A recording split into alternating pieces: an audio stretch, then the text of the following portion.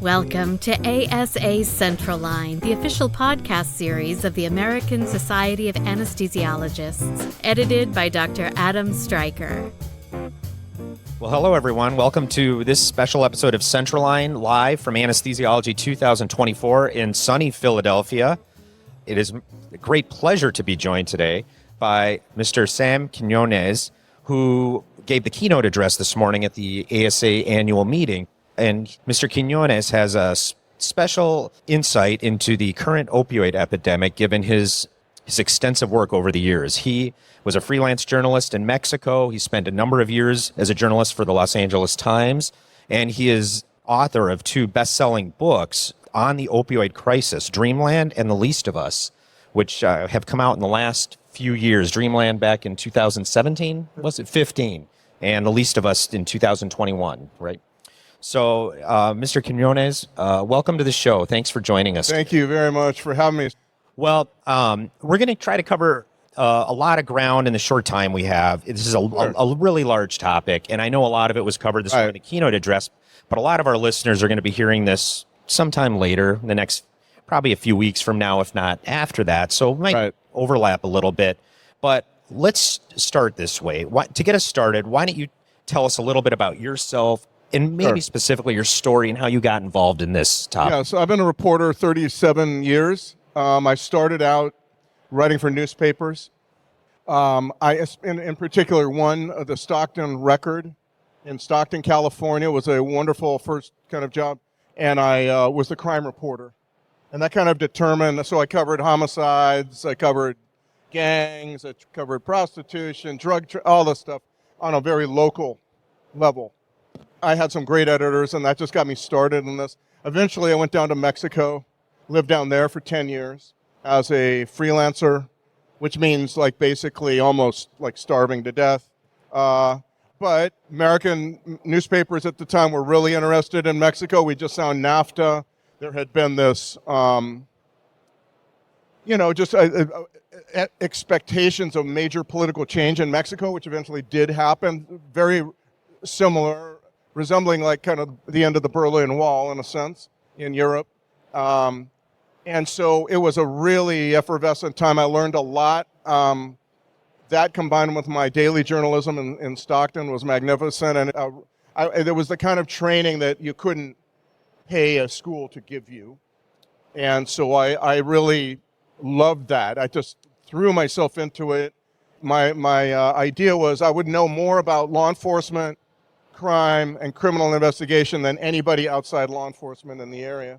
Went down to Mexico, did a lot of writing about immigration, about stuff like that. Came back and worked for the LA Times. And at the LA Times, I happened to have a conversation with a supervisor of the DEA in Phoenix, Arizona. And she said, we are now seeing huge increase in heroin use, which I could not explain because I didn't know why anyone would go back to heroin. Mm-hmm. And I was in Mexico during the whole OxyContin, Purdue Pharma time. So I wasn't paying attention to anything that wasn't about Mexico. And so I didn't know what an OxyContin was, But little by little, I investigate this one town that became kind of one of the focuses of my Dreamland book. And along the way, I realized that these guys had this new market for heroin because of a much, much larger story, which was the opioid revolution in pain management. So most people came to that story through the pills, and then eventually, and it leads to heroin too.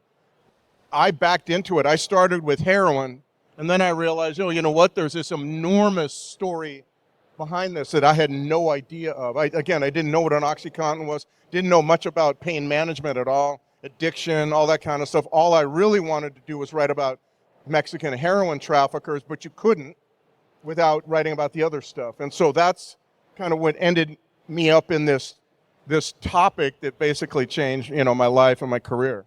Well, it's a good segue because covering this topic, it's incredibly difficult. It's so complicated with the number of facets to it.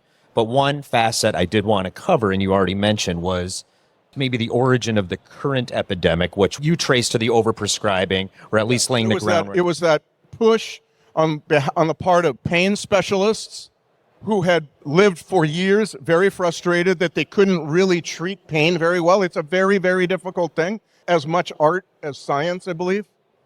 And eventually they came to the idea, I think they were sincere in all this, I think, that, well, you know, if we use these pills, these narcotics, these opioid painkillers, a little bit more than we've been using them, it would help control pain. And they had to fight against the idea that they were addictive because people were very, very reluctant. They'd learned in medical school not to use these pills except for under very tight scrutiny and certain occasions, so on.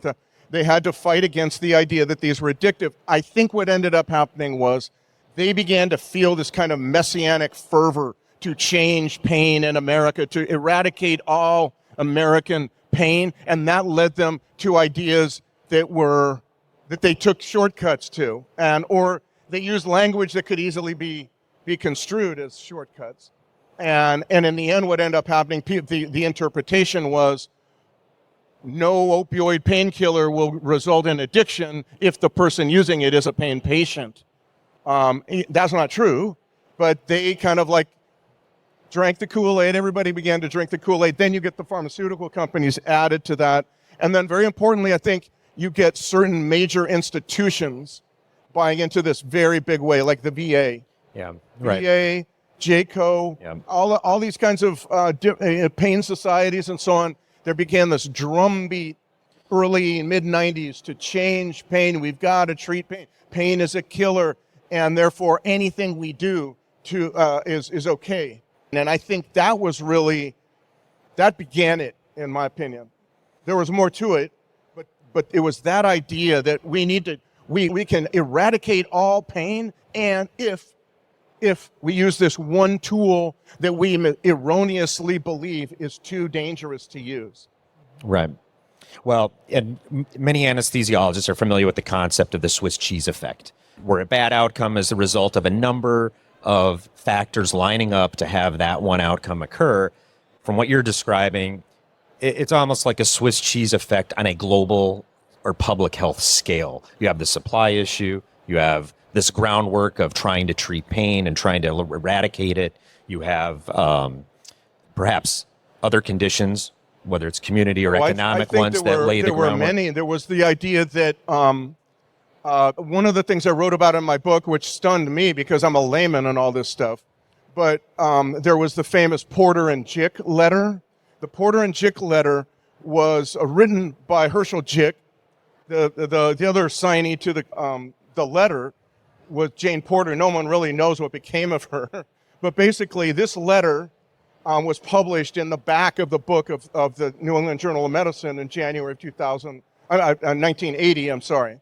And it was really just reporting Herschel Jick's findings. He ran a big database, about 400,000 patient records from hospitals about what happens to drug use in a hospital. This is what he was always studying.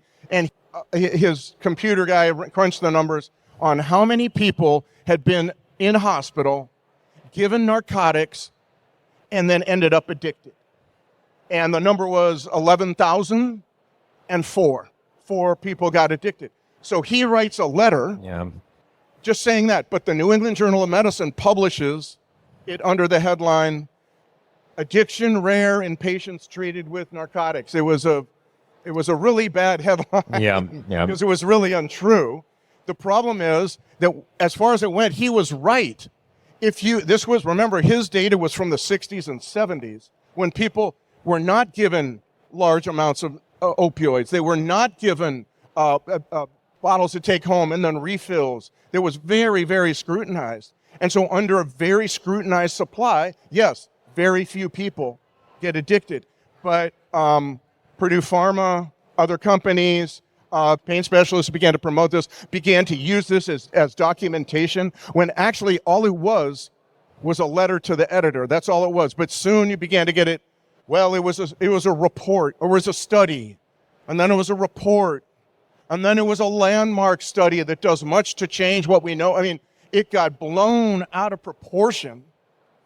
Herschel Jick didn't even know it was going on. The first thing he found out how his letter was being used was when he was asked to testify in a case against Purdue Pharma in the mid-2000s. Interesting. And I interviewed him, and he said, I never knew what they were talking about. I did not mean anything like this. He was correct as far as it went. The reason I bring it up is that was one of the main pieces of evidence that the pharmaceutical companies and the pain specialists used to promote the idea that there was no risk to prescribing opioid painkillers to patients who were in pain using the Herschel Jick letter, the Porter Jick letter.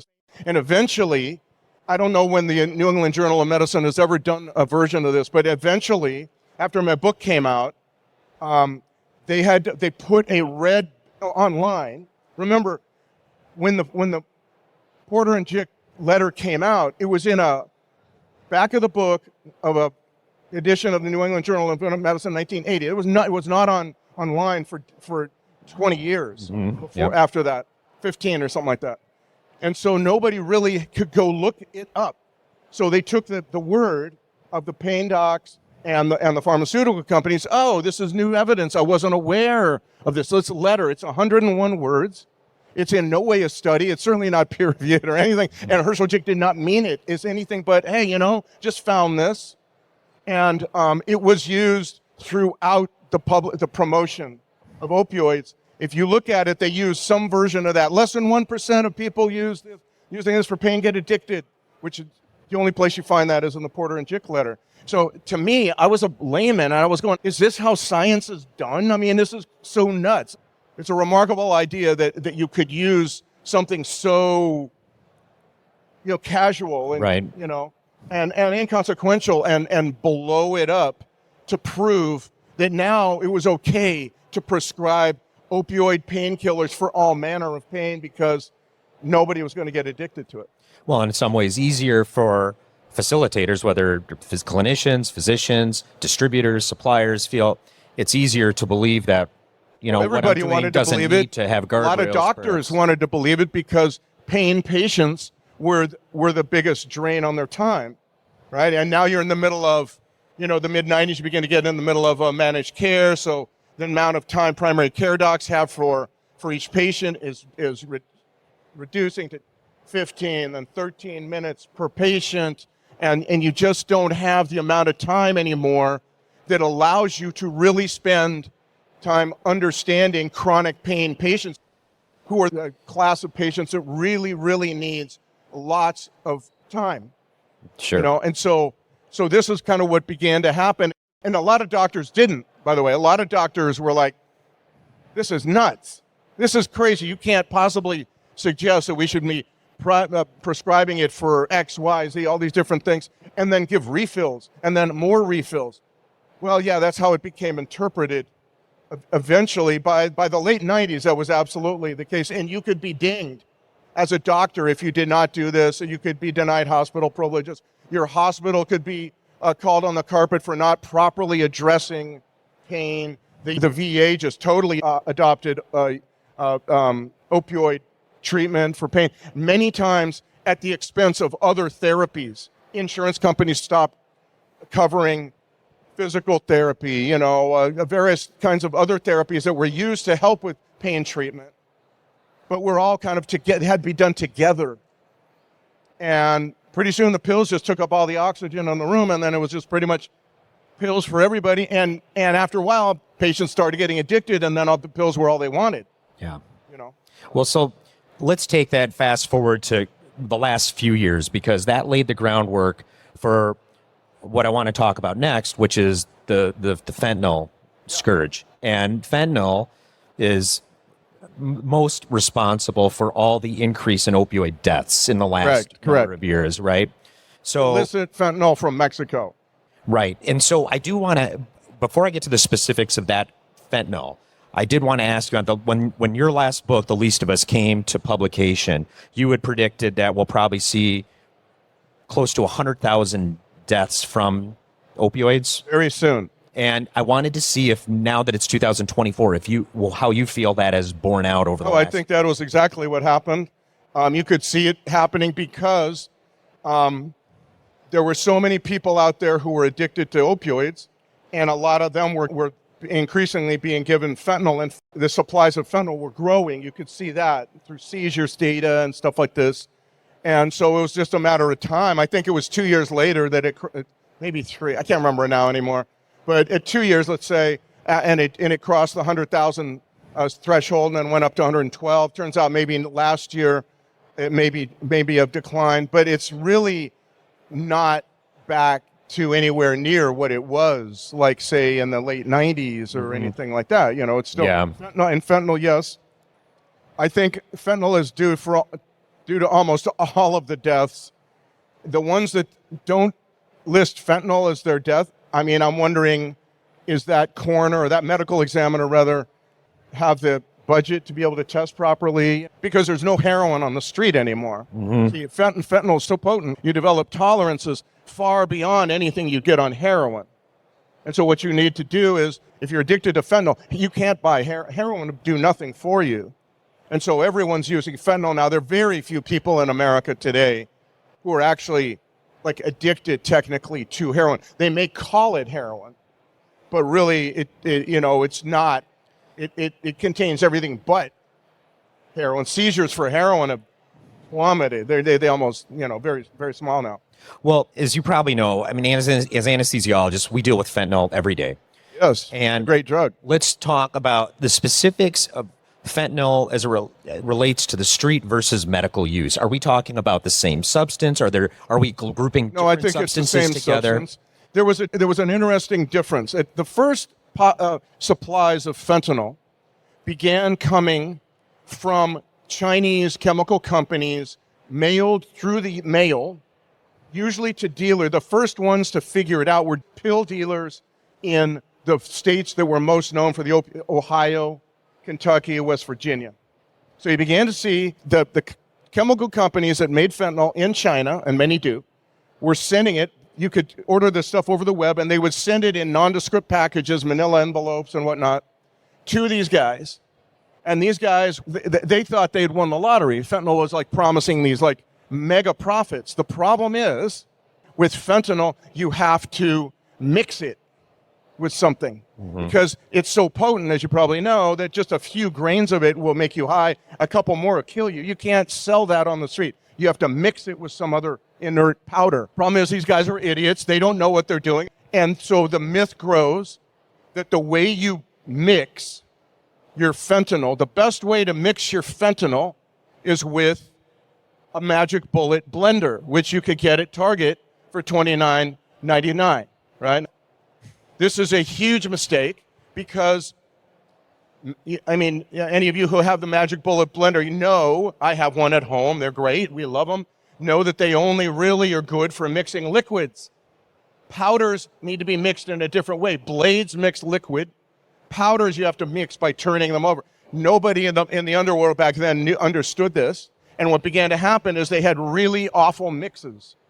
It'd be like chocolate marble ice cream, you know. Some you'd have nothing, then you have these big amounts of fentanyl. And what you began to see is fentanyl began to create like 50 overdoses in a weekend in a 1 mile square area or something like that. And then the Chinese dealers or the Chinese companies began to switch. They began to switch to carfentanil, furanylfentanyl, cyclopropyl fentanyl, all these different fentanyl analogs because they wanted to stay away one step ahead of the Chinese authorities. Fentanyl was now illegal to make, so now you make furanylfentanyl or cyclopropyl fentanyl, one of those. And so you began to see all these different permutations of fentanyl, much more potent than fentanyl itself. And that's when you begin to see lots of people, huge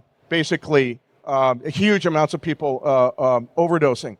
When the Mexicans take over, really about 16 or 17, they dispense with all the analogs. You really don't see a lot of analogs being made because they know they're doing this illegally. They just want to make the simplest form of fentanyl possible. That's all. They don't want to care about cyclopropyl fentanyl or whatever that stuff is. Forget it. And so you began to see this transformation of the fentanyl supply in much greater quantities. You stop seeing all these strange analogs as much, and it was just straight up fentanyl. It was very deadly, So you began to see this kind of change happen in the illicit fentanyl market, which is really now what we're talking about on the street. There's almost no like legitimate, legal, made for surgery kind of fentanyl on the streets, as far as I know. It's all made like in little backyard labs and stuff like that. Right. Well, as anesthesiologists, we have a few minutes in the intraoperative, not when we're treating chronic pain patients in the clinic, but in the intraoperative realm, we have a few minutes typically to establish trust with our patients and tell them what was going to happen to them for their surgery. We use fentanyl, as you know, daily. Or from your perspective as a non-physician, is there something we as physicians can do to alleviate any fear that patients may have? Because I've had the fear expressed not only by patients, but also nurses I've worked with too, who are nervous about us ordering it. There's not often, solution but to that. It was just basically wider education, going into the media and talking about fentanyl, the legitimate fentanyl, the revolutionary effect that it has had on surgeries, and allowing for all kinds of surgeries that may not have been possible with just straight up morphine or the opioids, the other opioids.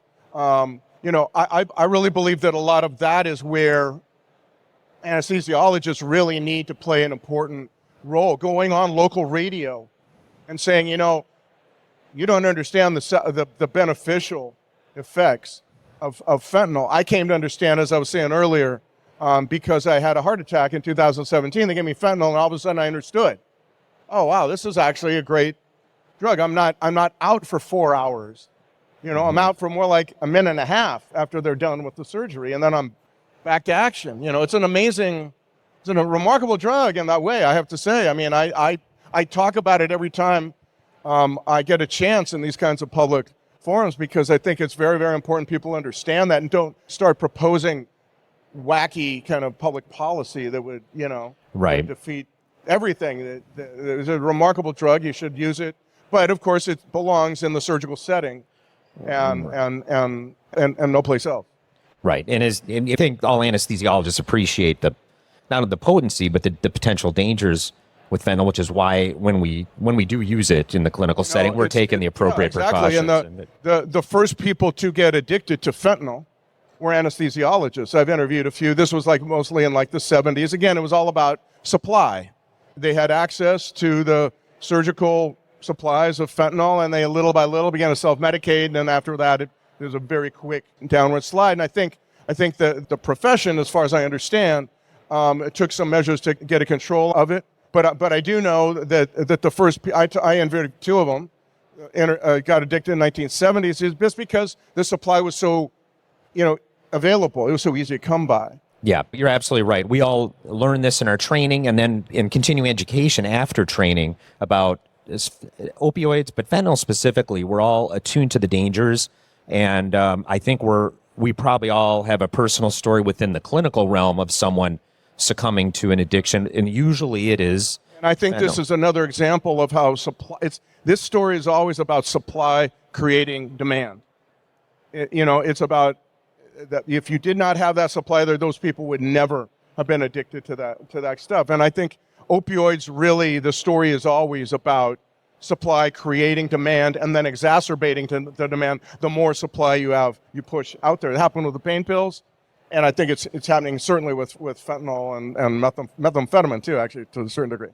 Well, we're talking about the addiction potential specifically of something like fentanyl. And in your book, The Least of Us, I did want to ask, or just get your thoughts. What I thought was interesting in this book were a number of stories that you told of everyone that deals with these substances, and brought it out to opioids, is affected in some way. And I thought it was, in a way, ironic that whether it's the drug supplier or the physician prescribing drugs or someone using drugs, that everybody in some fashion became addicted to some facet of dealing with the opioids. Exactly, and that's what, if you read the magnificent criminal complaints that Tennessee and Massachusetts attorneys general have put together, you will see that it's a remarkable idea that the opioids even addicted the Sackler family that owned Purdue, not to the drug, but to the money. That no amount of money was enough So in 2010, Purdue Pharma generated payments to the family of $889 million. That's like the most they ever got. $889 million for like a family of maybe like 20 or something. I don't know what it was. And yet you could still see from the emails that were subpoenaed and that became part of the public record, the Sackler family saying, no, we need more, come on. It's like, no, nothing's ever enough, which is classic addict behavior. It just, in this case, it was the cash, it was money, we got to have more. And, they wanted to cancel the annual sales retreat in Florida because that meant that the salespeople wouldn't be in the face of doctors for 2 weeks. Oh my God, we can't have that. You got to be in, and that kind of thing. So everybody who deals with opioids, particularly when there's almost no scrutiny and it's a very, very a laissez-faire kind of approach to the drugs, there are many examples of people in all these different aspects of that who get addicted to something. Very often it's the drugs, of course. I think very often too, though, it's just as much as the money. Yeah. Because the drugs do the job for you. You start people out in a little bit, and then a little while later they're double, and then a little while after that they're double more. And it really struck me. It's like the perfect thing to study in an economics class. The effect on decision making of opioid addiction, or the money from opioid addiction. Right. It's a fascinating idea, I think. Yeah, certainly. The couple other interesting, to put a little personal note on the epidemic, a couple other interesting character stories or profiles in the book. One is a physician, but there was another one, Tommy, who I thought perhaps distilled the epidemic down into in the severe phase that we're currently in. Somebody who had been addicted for some time to other opioid substances, but he had a great support system. His family continued to be invested in trying to get him off of these substances until fentanyl came around. And yeah, that's the thing. He battled for, I can't remember now, 12 something years, got addicted to pain pills for injuries that he had, and then that became heroin, and then heroin just dominated his life for many years. But that's the point. Heroin, you can kind of live on heroin. Mm-hmm. And as soon as fentanyl entered he was in Akron, Ohio. As soon as fentanyl entered the Akron, Ohio drug stream, he was dead in 2 months. And that's the thing. That's what we're seeing on the streets, I believe, in towns across America, that nobody really has, let's say the life expectancy is very short. Yeah. For people who are using fentanyl. It's not like heroin, you can last 15, 20 years. Tommy Rao was one of them. He'd probably still be alive today, in fact. But fentanyl came along, and the same guy who was using magic bullet blenders to mix his fentanyl sold him a dose that was way, way badly mixed, and he was dead. He was on the toilet. I think he was shooting up, or maybe he was smoking it. But he was dead before he fell forward and his head hit the bathtub. He was dead before that. He just went bam, and he was out. And he was found in this kind of praying position in between the toilet and the bathtub, because fentanyl. Well, this was a fentanyl analog. I can't remember which one it was now, but it was a fentanyl analog. That's what the detective said. I used to do heroin overdoses. And you could see that people on heroin overdoses would have time to get relaxed. So you'd find them in their sofas, cigarette burned down to the fingertips, But with fentanyl, they die immediately. There's no time to get relaxed. And so people just keel right on over wherever they are. They don't have time to even break their fall. They just, bam, they're dead. Yeah. Well, let's talk about, just briefly, things that we're doing currently to help. I had listened to a podcast where a father of a fentanyl overdose victim was talking about possible solutions to the opioid epidemic. Amongst a number of issues he brought up within the current status of the epidemic was that he said that available data was not as accurate. He thought his son he looked at it was a poisoning. It wasn't an overdose because someone had laced, from what I understand, the pills with fentanyl. And so he felt that the current data is not accurately reflecting the problem. So one, I wanted to get, I don't know what your thoughts are. The difference between, there is a little slight difference. First of all, it is to some degree a poisoning because someone takes something believing it to be a line of cocaine or a Xanax bar or a Percocet or something like that. And within it is really just fentanyl. No one is saying, I want to kill this person. They're just saying, I have this enormous amount of fentanyl, and I have to find a way to sell it. Remember, fentanyl has changed, fentanyl, methamphetamine too, have changed the basic question that drug dealers on the street ask. The basic question for years was, where do I get my drugs? Okay, where do I get my drugs? Because it was always changing. Your supply was always being cut short. Your connection was always being arrested or what have you. So now that question has been answered. You can find them anywhere. They're so prevalent. You don't have to ask that question. Now the question is, where do I sell all the drugs I can get? And at that point it becomes, well, damn, anywhere.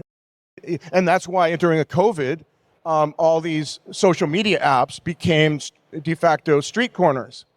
Social Snapchat was the main one, where you would have young kids setting up and they would have all these pills they would be able to get now because there's millions of these pills being imported or from Mexico into our country. And dealers would say, well, gee, we have this pandemic, which means that nobody can get out of the house. The only connection you have to the world is with this phone that you can't spare for a minute. Where on earth would I sell my pills? Well, the smartphone. And so you began to see Snapchat, some others, but Snapchat was the focus of many, many parents' anger. I went to a protest in outside Snapchat headquarters in Santa Monica, California. It must have been like 80 parents, all with posters with pictures of their child saying Snapchat was complicit in the murder of my son, daughter. It was almost always during the COVID year, like, what is it, March 20 to March 21 or right in there. All of that became kind of, how this stuff was sold because the supplies did away with that number one question that every drug dealer has, which is, where can I get more dope to sell? It was always uneven. Now the supplies are just flooding. That is, in my opinion, that is the main story. And that has to do with our own opioid epidemic. It also has to do with the traffickers' access in Mexico to all manner of chemicals coming in from the world chemical market, principally from China.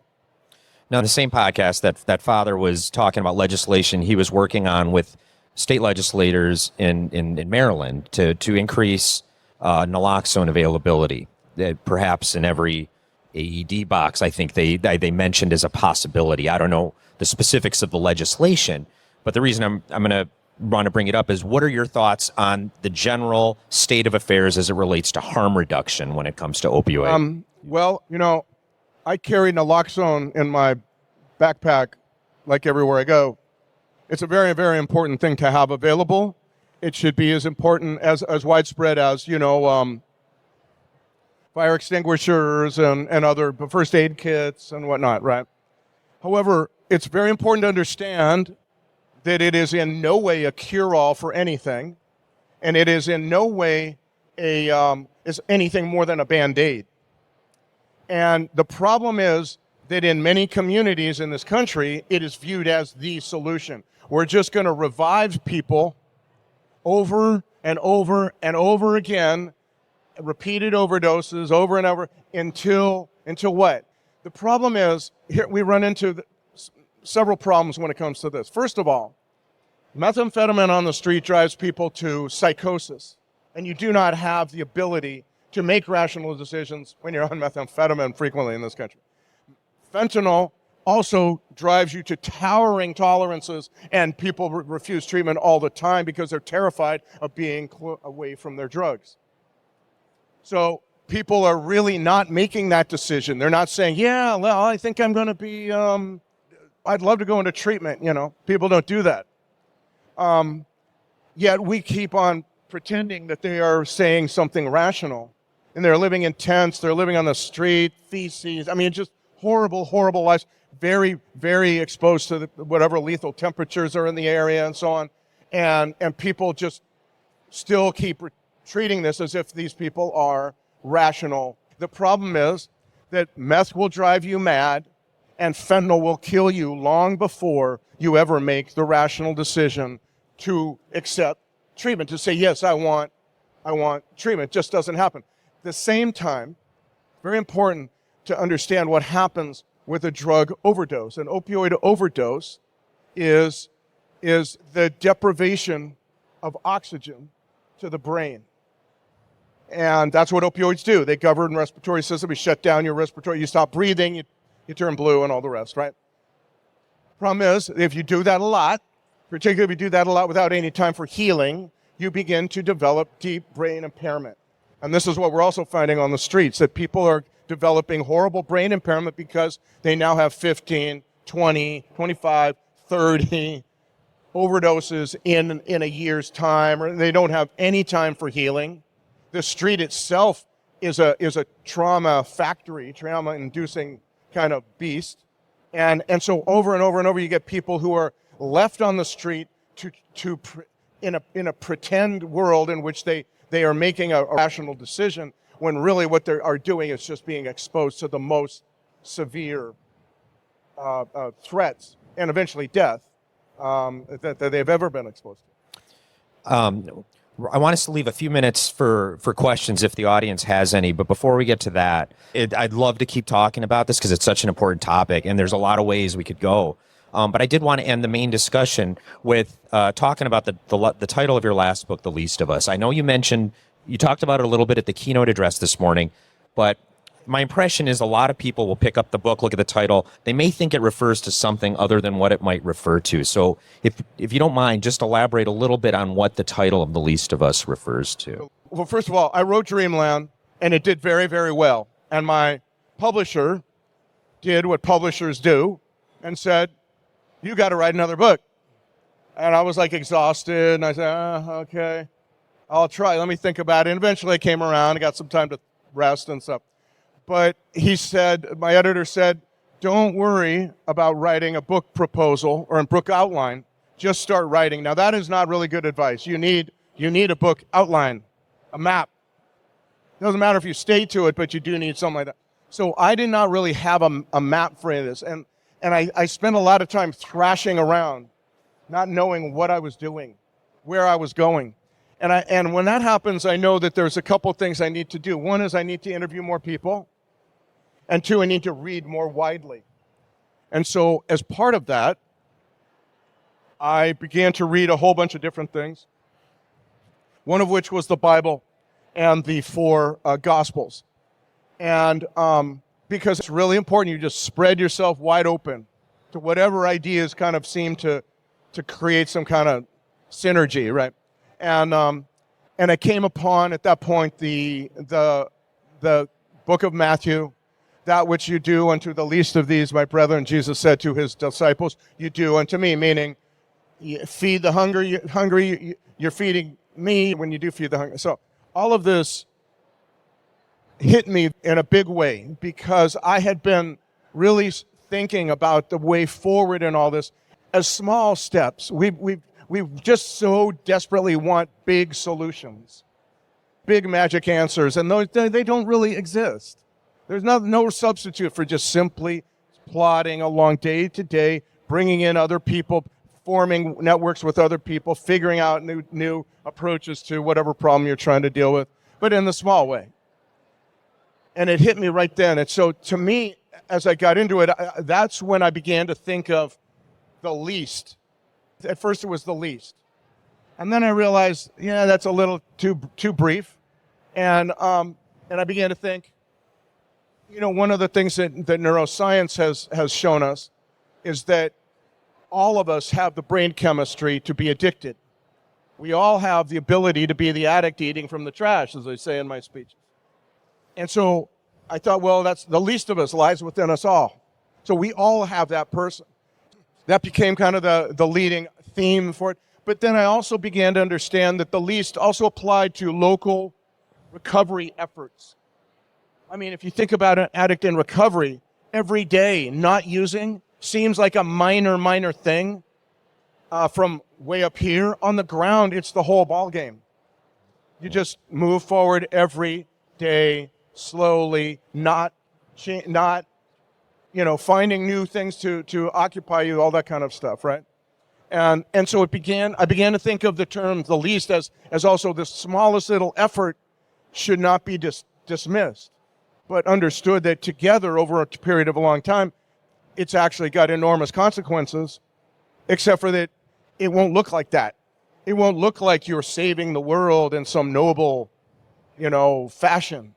It'll look actually like you're just stumbling along like we all do through life, except for that's how you create the most lasting social change, is with this small movement forward with other people eventually and that kind of thing. And with that's social change without the unintended consequences, more likely doing that, right? Then we've got the new solution to all our problems kind of approach. And so it was thinking about all of that made me want to really focus on the small stuff, because we've had too many people, cynics, nihilists in this country, just say,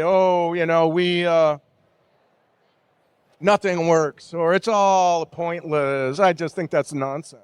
Yeah. I just totally think that's nonsense. And I've seen too many examples of it working to think otherwise, So that's kind of where that came from. It was an evolution, but after reading a book of Matthew, which is strange because, I'm not a Christian. And me telling anybody about the Bible is a ridiculous idea, So, but it just is kind of my little journey towards the title of my book. Well, it's a great perspective, and I think it's a great way to maybe conclude our main discussion, because I think, like anything in life, I imagine it's always those small steps that need to be taken to get anywhere. This is the thing.